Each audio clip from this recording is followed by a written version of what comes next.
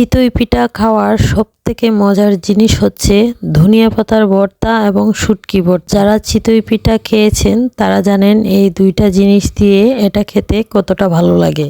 Hello viewers, আসসালামু আলাইকুম। সবাই কেমন আছেন? আশা করছি ভালো আছেন।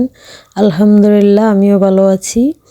আবারও আমার নতুন ভিডিওতে সবাইকে ওয়েলকাম জানাচ্ছি। আশা করছি আজকের ভিডিওটিও আপনাদের ভালো লাগবে।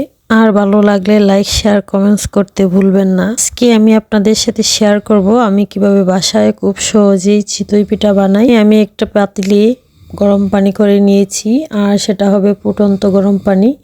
তারপর এখানে আমি ছালের আটা নিয়েছি, তারপর লবণ, তারপর গরম পানি দিয়ে একটু মেখে নিব। আমি এখানে হ্যান্ড ব্লেন্ডার দিয়ে মিক্সড করে নিচ্ছি, কারণ এখানে ফুটন্ত পানি ইউজ করছি, তাই এটা হাত দিয়ে আসলে করা সম্ভব না। তারপর আমি আস্তে আস্তে যতটুকু আমার পানির প্রয়োজন আমি ততটুকু নিয়ে মিক্সড করে নিচ্ছি। সবটা আমি গরম পানি দিয়ে করব না, একটু মিক্সড হয়ে আসলে আমি ঠান্ডা পানি ইউজ করব। আবার গরম পানি বেশি ইউজ করলে একবারে পিঠাটা নরম হয়ে যাবে। তো এই পিঠার ডো বানানো শেষ হলে আমি 10 মিনিট রেস্টে রেখে দিব। 10 মিনিট পর আমি একটা মাটির পাতিল বসিয়ে দিলাম। তারপর আমি এক এক করে সব পিঠা বানিয়ে নিচ্ছি।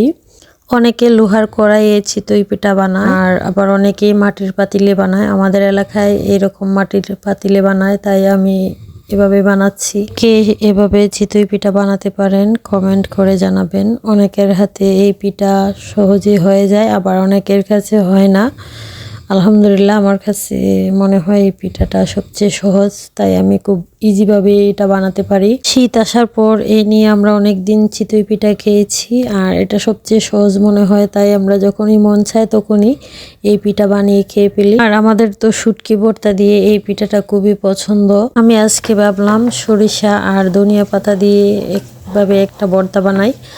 এটাতে 2 ধরনের ভর্তা হবে, একটা হচ্ছে সরিষা ভর্তা আর একটা হচ্ছে ধনিয়া পাতার ভর্তা। আর এখানে হচ্ছে শুটকির ভর্তা বানিয়ে নিই। যদিও শুটকির ভর্তা বানানো একটু কষ্টকর, কারণ এটাতে মরিচ দেওয়া লাগে আর এক সময় হাত জ্বালা পোড়া করে। তারপরও মজার জন্য এটা বানানোই লাগে, তাই আমি কষ্ট করে বানিয়ে নিলাম। এই তো আমার পিঠাগুলার ফাইনাল লুক।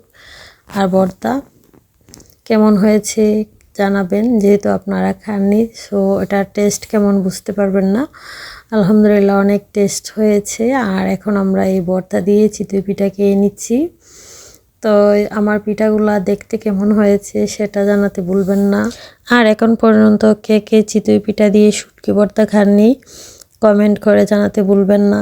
এতক্ষণ যারা আমার ভিডিও কষ্ট করে দেখছেন সবাইকে অসংখ্য ধন্যবাদ। এভাবে পাশে থাকবেন। সবাই ভালো থাকেন, সুস্থ থাকেন। আল্লাহ হাফেজ।